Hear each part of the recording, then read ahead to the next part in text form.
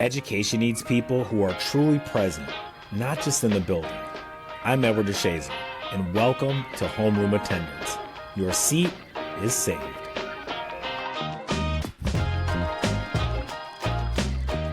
Summer is not just a recovery from last year, it is a formation for next year. Beyonce fans, you hear me? I hope someone got that. Let's get in formation. What you do with these weeks, what you practice, what you feed, what you let go of, what you hold on to, all of it is forming the educator who walks back in that door in the fall. Education needs people who are truly present, not just in the building. I'm Edward DeShazer, and welcome to Homeroom Attendance. Your seat is saved.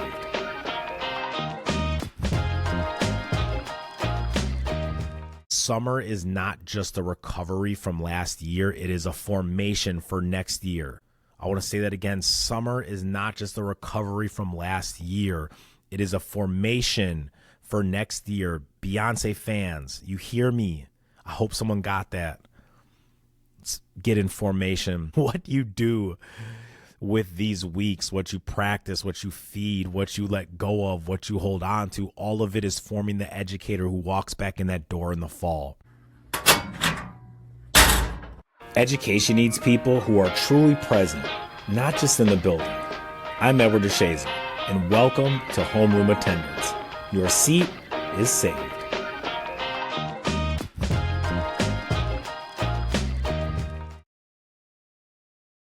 What's going on, pod? Welcome to Homeroom Attendance. I am your host, Edward DeShazer, and we are going to get started. And today I'm asking, are you present or are you absent? Let's begin. And actually, before we begin, if you haven't, subscribe, like, leave a star review on Spotify or Apple, or if you're watching on YouTube, hit the little thumbs up button down there. That helps me continue to get in front of educators like you. Now let's start. And I want to start this episode as we kind of move through summer. I want to ask and start with a question that may sound simple, but it is not. What are you practicing this summer? Excuse me, not what are you planning, not what are you reading, not what professional development conferences are you going through. Shout out to those who are here because they heard me at a conference recently, excuse me. But what are you actually practicing? Because whatever that answer is, that is what's coming with you into your school building in September. We spend so much time in education talking about what we teach, the content, the standards, the curriculum, the testing, the skills. But the research on how kids actually learn tells us that most of us already know in our gut. And I know if you're listening to this, you're part of the tribe. I know that you understand this. Kids absorb far more from watching the adults around them than they ever will from the worksheets that you put in front of them in a classroom. They watch how you handle frustration. They watch how you respond when something doesn't go the way you plan. They watch whether you are genuinely curious about the world or if you are just performing as an educator. They watch whether you treat yourself with any kind of care. Or they watch if you run yourself into the ground as an educator and call yourself dedicated. They're watching every single bit of it all the time, even when you think they're not. You don't just teach your subject, you teach yourself every single day. So let's talk about today what this actually means for your summer, because I've had this conversation with enough teachers, counselors, support staff, administrators, superintendents to know that most people in education treat summer one of two ways. The first group treats it like it's the finish line. They drug themselves across, they survived, and now they are going to do as little as humanly possible until someone makes them do something again. In which, listen, I have complete grace for that for the first weeks of summer. We covered that in a previous episode. That rest is not optional, it is part of the work. And I encourage you all to recharge and just really sit with yourself after the year ends. But the finish line mentality, when it runs the whole summer, has a cost. And that cost shows up in September when the habits you needed aren't there because you never built them. Or worse, when the habits you did form over 10 weeks of complete disengagement are the ones that walk into the building with you and you just walk back in disengaged. The second group treats summer like a runway. They are not working themselves to death, but they are moving in a direction. They are building something, learning something, practicing something that makes them a fuller version of themselves. And when September ends up hitting, they don't just drag themselves back, they are arriving. And I'm not here to pass judgment. I'm not here to tell you which group you are in, because you know the answer to that. You're probably listening like, yep, that's me. But what I am going to tell you is that your students and your coworkers can feel the difference. They feel it in the first week. People, especially kids, are extraordinarily good at reading a room. And your classroom is a room. Your hallways are the room. Your main office is the room. And the person standing at the front of that is broadcasting something from day one, whether you mean to or not. The energy you bring in September is something you build in July. It doesn't just appear because your school calendar changed. And I want to make this example concrete because I don't like to just like sit and abstract. I want you to really understand. If you want to walk into your building in September as someone who reads the room well, practice reading rooms this summer. Go to a coffee shop that you wouldn't normally go to where you don't know anyone and just sit in there.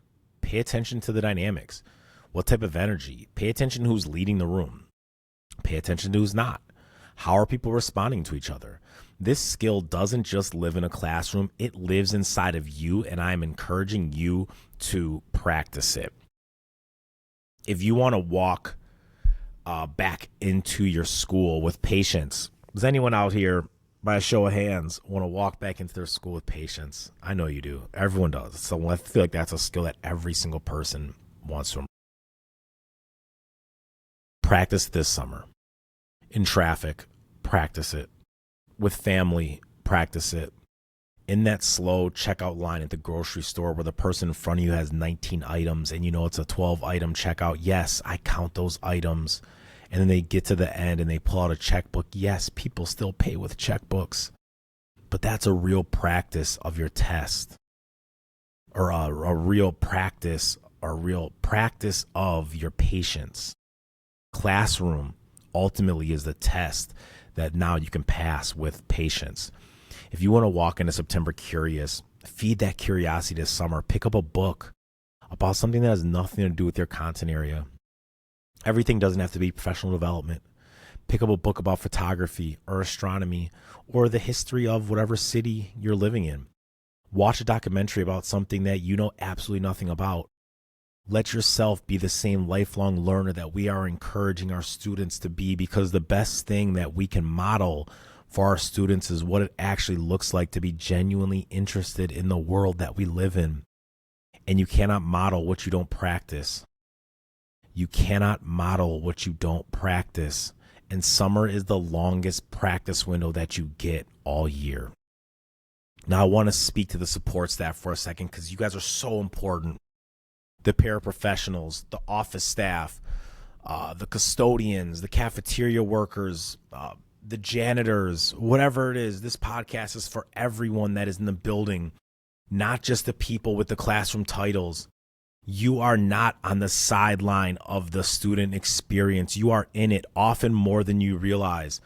The way the front office staff greets a parent on the first day of school sets a tone for whether that parent is going to trust the building that their kids are in.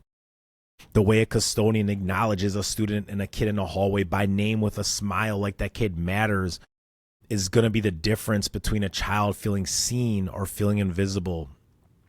The way that cafeteria worker knows that the kid doesn't like broccoli or whatever it is and quietly shifts it off to the side instead of making it a big deal for that student. That is a relationship. That is culture, and those things count. And everything I've said about habits applies to you too. What you are practicing this summer is what you are bringing to those interactions in September. If you spend the summer disconnected, disengaged, running on fumes, that is going to show up in how you greet the first kid. That is going to show up in how you greet that first staff member that walks through the door. And that kid, it doesn't know it's because you had a hard summer. They just know how it felt to walk in. You matter to this. Your job is critical more than any job description will ever say. There is a version of the summer conversation education that goes like this, and I've been saying it myself. Rest, recharge, and get ready to do it again. And I don't think that's a wrong conversation to have, but I'm starting to think that it undersells what this time actually is. Summer is not just a recovery from last year. It is a formation for next year. I want to say that again. Summer is not just a recovery from last year. It is a formation for next year. Beyonce fans, you hear me? I hope someone got that. Let's get in formation. What you do with these weeks, what you practice, what you feed, what you let go of, what you hold on to, all of it is forming the educator who walks back in that door in the fall. And here is the thing about formation. It is always happening whether you like it or not. You don't get to opt out about formation. The only question is whether you are intentional about it or whether you're just letting it happen to you.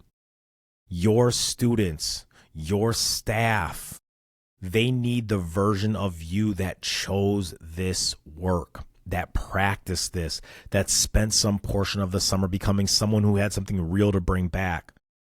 They need the full version, and that full version doesn't show up by accident.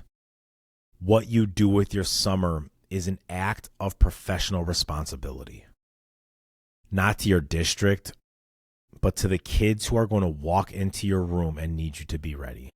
To the staff that are going to walk through that front door and need you to be ready to serve and lead. So I want to leave you with this. I want you to, and I challenge you to think about the educator you want to be on that first day of school. Not the version that survived 25, 26. Not the version that skated, that just kind of coasted through the summer, but the one who used it. What does that version look like? What did they practice? What did they feed? What did you protect? What did you let go of? What did you nurture? Now go be that person starting today. If this episode hit home for you, as I always ask, just, leave a review on whatever podcast you're listening to. If you're watching on YouTube, go check out some of the other videos. They'll probably pop up down here somewhere. Subscribe, leave a review. Always an honor to do this work. Shout out to those who this is one of the first episodes they've heard because we connected in Las Vegas at Innovative School Summit. Had the opportunity to pour into hundreds and hundreds and hundreds of school leaders, teachers, educators, counselors, all kind of people.